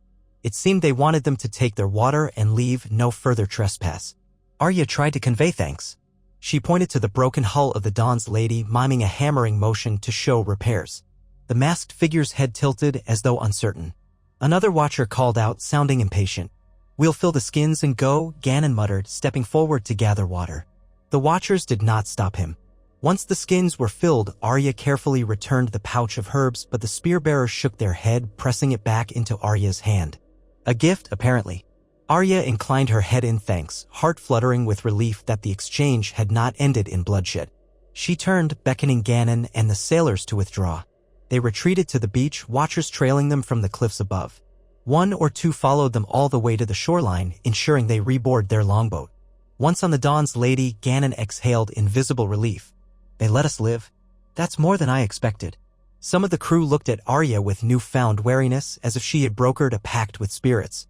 She ignored their stares, focusing on the gift of herbs in her hand. She had no idea what they were for, but she sensed a quiet significance in the gesture. With fresh water and new resolve, the sailors set about patching the hull. They felled some driftwood along the beach for planks. The Watchers did not appear again that day. Arya helped where she could, though her expertise was not in carpentry. She found a moment to rinse the caked serpent's blood from her clothes, though a faint stain remained on her skin. That evening, as the sun sank behind the towering cliffs, the cove glowed in soft oranges and purples. Gannon approached Arya at the rail, his gaze distant. "If we can fix the ship enough, we might sail along this coast, see if there's a better harbor or a settlement. We can't go back to open sea in this condition." Arya nodded. She too gazed at the cliff, imagining who these masked Watchers were. Did they live in hidden villages? Did they have a civilization that spanned this strange land? She felt a spark of wonder. In Westeros, the old legends told of the children of the forest, the first men, all manner of mysteries. Now, across the sunset sea, she was stumbling into new wonders and new perils.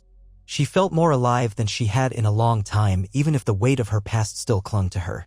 By morning, they tested the patched hull. Leaks remained minimal. The crew decided to set sail at a slow crawl, hugging the coastline in search of a safer haven. Arya stood at the prow, scanning the heights for glimpses of the Watchers. Occasionally, she glimpsed a flicker of movement among the rocks. They were being observed, but not attacked. By midday, the cliffs gave way to rolling hills draped in lush vegetation. The sails snapped overhead. Gannon, in better spirits now that they had some measure of control, hummed a half-forgotten tune. The water glimmered turquoise along the shallows, revealing schools of fish with vibrant stripes. Overhead, large birds circled, their calls echoing. For a moment, Arya almost felt she was on an idyllic journey, the troubles of Westeros and her own sins left behind. But she was not so naive to believe she could outrun her ghosts. As the coastline curved, revealing a broad bay ahead, she recalled the faces of her lost family: Ned, Robb, Catelyn. She thought of Jon, his grief weighing on him. She thought of Sansa's determined eyes. and Daenerys, whose death by Arya's hand had turned the tides of Westeros. The realm would endure without its dragon queen, but at what cost? Arya pressed her lips together, refusing to be consumed by doubt. She had chosen her path. When the Dawn's Lady rounded a headland, the bay spread out before them, ringed by gentle slopes. And there, perched on a rocky promontory, stood a cluster of structures, wooden huts, perhaps, or towers made of some pale stone that shimmered in the sun. Ganon's eyes bulged. So there are people here after all, more than just watchers. Excitement gripped the crew. They had discovered a settlement in this unknown land, a place that might offer them more permanent repairs, trade, or at least rest. Yet the Watchers' presence suggested caution. Arya's pulse quickened. Had they stumbled upon an entire civilization that Westeros had never known? She found herself eager to see more, to learn if these people were friend or foe. Danger lurked, yes, but also possibility. As the ship drew closer, they saw small craft in the bay, canoes or narrowboats propelled by paddles. Figures in greenish garb, masked or painted, rode out to meet them. The same style of masks, the same silent approach. They fanned out, forming a semicircle around the Dawn's Lady as if guiding it toward a certain anchorage. The crew watched nervously, weapons close at hand. Arya stayed near the rail, arms crossed over her chest, trying to appear calm. Slowly, they drifted into the bay, the water beneath them turning a deep jade. The settlement on the promontory revealed more details: huts with thatched roofs, curved walls of smooth stone, footpaths winding among terraces where some kind of crop might be grown. Smoke rose from a central fire. People moved about, though from this distance it was difficult to see their faces or features. One canoe approached closer, a figure standing at its prow, unmasked.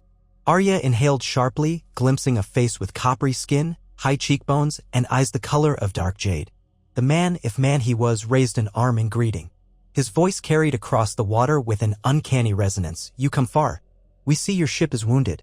We offer safe water for repairs. But you must pay respects to our guardians." Ganon blanched, hearing the common tongue spoken so clearly, albeit with a lilting accent. "Seven hells," he muttered. "You speak our language?" The man bowed slightly. "We have met your kind before, long ago. Or at least, we remember the stories." His gaze flicked to Arya. "We saw your courage against the serpent. We welcome you if your hearts are honest. But if you bring war, you will find none." A hush fell on the Dawn's Lady. Ganon coughed, then tried a halting reply. "We only need to fix our ship and gather some supplies before we continue onward. We mean no trouble." The man nodded. "Then come. But know that our land is guided by the Watchers you met. Respect their ways and you may find hospitality." He turned his canoe, leading them further into the bay. Arya sensed the crew's collective mixture of awe and trepidation. She herself felt a tingling excitement. An undiscovered land, or at least undiscovered by most Westerosi, inhabited by people with their own languages, their own traditions, and apparently knowledge of the common tongue from some ancient encounter. She could not help but wonder what this portended. A new story unfolding, full of mysteries she could hardly guess. As the ship glided toward the makeshift dock of this unknown harbor, Arya glanced once more at the Watchers flanking them in canoes, silent and inscrutable behind their masks. She had traveled so far, From the halls of Winterfell to the streets of Bravos, from the crypts of the Red Keep to the wide sunset sea, only to stand on the threshold of something entirely new. The guilt and grief she bore felt momentarily distant, eclipsed by the possibility of forging a fresh destiny. What lay ahead might be perilous, but it was hers to discover.